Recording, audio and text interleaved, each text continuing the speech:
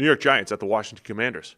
Division matchup. Right off the bat, Commanders by 5.5 here, over under 45.5 per FanDuel. Giants, Commanders, week 1, man. What are we looking for? Well, so these are two teams that feel like they could be moving in opposite directions relative to expectations. So on the one hand, you got Washington, who made it to the NFC Championship game off the back of spectacular play from their almost unanimous Rookie of the Year quarterback in Jaden Daniels.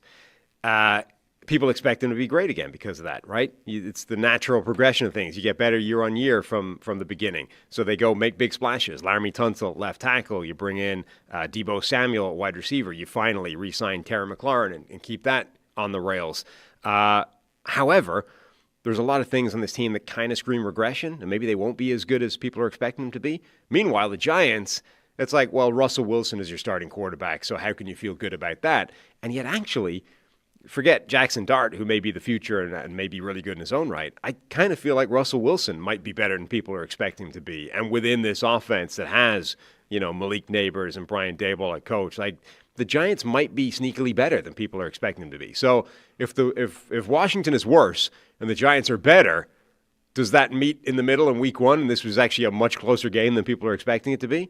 Yeah, 5.5, that's fine. I mean, I do think the Giants, they played in week 2 last year for whatever it's worth, just so you remember how much teams change throughout the season.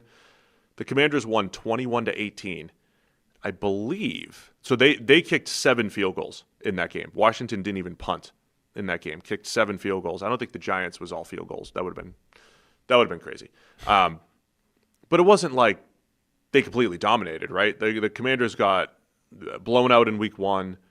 Then they, 7 field goals in week 2, and then they had their real coming out party against Cincinnati on Monday Night Football. That's how the Commanders' flow went last year, and they won a lot of close games. So I know because we've repeated it so many times, the idea of regression candidates and this and that, but they still added Laramie Tunsil on that offensive line. Mm-hmm. They added Deebo Samuel, so they did make moves, I think, to get better. I worry about Washington's defensive line. Yep. And in this league where we just saw the Eagles 4-man rush it all the way to the Super Bowl against the Chiefs and Patrick Mahomes, the Giants and their 4-man rush, I can't wait to see that unleashed. Their pass rush against this Washington offensive line, which added Tunsil, but still, some questions there, protecting Daniels.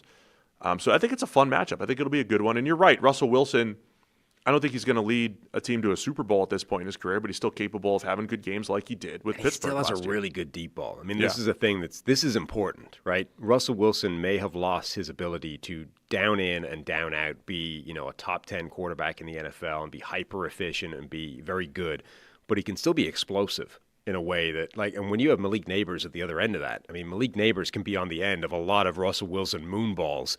And if each one of those is a monster play, that will buy you an awful lot of wiggle room in terms of not efficient. He's also, maybe he's not as dynamic as he was early in his career, but he's still athletic enough to pick up some first downs. I don't expect Russell Wilson to be great. I do think he might not suck, though. And if he doesn't suck, and you've got Malik Neighbors and all these talented playmakers that they had a year ago, take a year forward in their development, like last year's rookie class, if they all get progressively better in year 2, I think the Giants could be better than people think.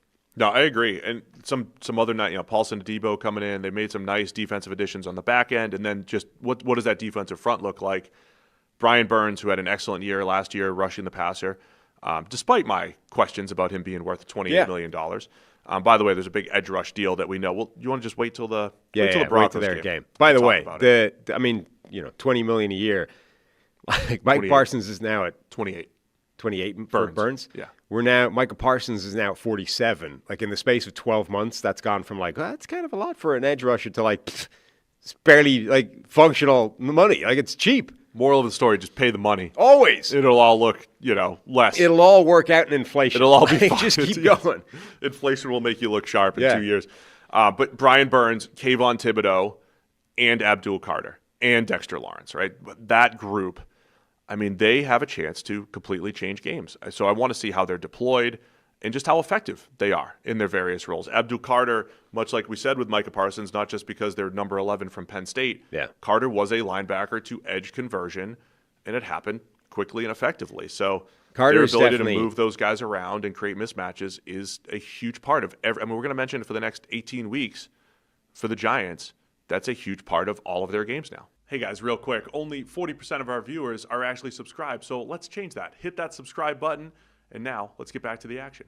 Carter is definitely one of the most one of the rookies that I'm most eager to watch, because not just because he can be good, but because he at least has flashed already the ability to be like immediate special impact type of player.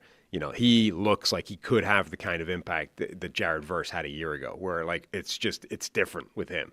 All of a sudden, you know, they have one of those guys next to one of those guys. Like obviously Dexter Lawrence, arguably the best defensive player in the game.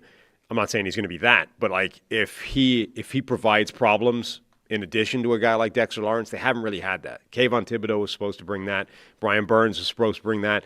Burns is good. He's not that. He's not that difference-making type of good. If Carter is able to do that quickly, this defensive front is a problem.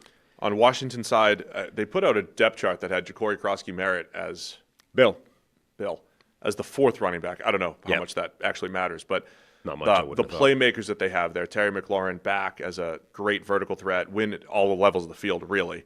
Deebo Samuel being added. How do they use Deebo? Is he just a traditional receiver? Are they going to use him in the run game a little bit? Cliff Kingsbury, I thought, had a really nice season last year as the play caller. As he and Jaden Daniels grew together, and then as the season went on, Daniels, his ability in the design run game, his ability as a scrambler, his ability to just not turn the ball over, find completions. Jaden Daniels was extremely efficient. And, you know, what does his year two progression look like? Because, look, no matter what I say about Washington's roster, I'd say, hey, you know, I don't love their defensive line. And, you know, maybe Marshawn Lattimore's lost a step at corner. Like, for every hole that they have on paper, Jaden Daniels has a chance to cover all of that up if he just plays at a similar level as last year, and especially if he takes another step forward in year two. Yeah, I mean, just can he avoid, you know, a sophomore slump? I do think there's something to that as a concept in terms of it can take a while for NFL defenses to get a handle on a new player, right? And particularly a new player that's exceptionally talented, because by definition, those guys are causing you problems that you don't necessarily experience with some other players. So a huge part of NFL success long term is forget hitting the ground running. It's what happens when the first pushback comes. What happens when the first wave of defenses finding some answers hits? Have you figured out a counter to that? Can you then take your game to the next step and evolve beyond that? And that's where guys like, you know, Mahomes, Burrow, Josh Allen, Lamar, like all those guys have evolved their game since they first hit the ground running, and they remain the best quarterbacks in the NFL. That's now going to be the challenge facing a guy like Jaden Daniels. You were spectacular year one. Defenses are going to hit you with some things this year that they didn't last year. Have you still got answers to that, and can you still keep progressing in the right direction? By the way, Giants offensive line, still a question mark. Andrew Thomas, touch and go, whether or not he's going to be able to play at left tackle, even if he's out there. That's the one thing that, once again, could derail the Giants. I don't think they're as bad as they were 3 years ago up front, but still has bottom of the half of the league potential there. Are we getting the debut of Scadaboo in the backfield? Just I hope so. Wrecking ball, Tasmanian devil maniac. I sure hope so. I just hope he full Scadaboo. Yes, it's gonna be tough. Tough to bet against full Scadaboo. All right, 5.5. Where are you going with this one? Commanders by 5.5, over under 45.5 from FanDuel. I'm going with the Giants for the logic I illustrated at the start. I feel like both teams are slightly mispriced in opposite directions, and I think that means that this is a closer game than people are billing it as.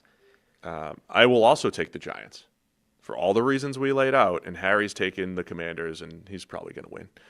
This is a classic overreaction Monday, though. Like, if Washington stomps the Giants, then I'm like, everything I thought of it, it's all wrong. Yeah. Washington are actually going to go and make the Super Bowl this year. The Giants suck. Forget it. Like, this is a classic Monday I won't even overreaction. remember the offseason on Monday morning. I will not even remember anything I said for 6 months. Yeah. Come Monday morning. Overreaction Monday. I can't wait. We're going to be here for 4 That's what, I mean, I can't wait for a 4-hour show. McAfee has that every week, right? We just have it week 1 in the NFL. I cannot wait for 4 hours Monday morning. It's going to be great. Thanks for watching all the way to the end of the video.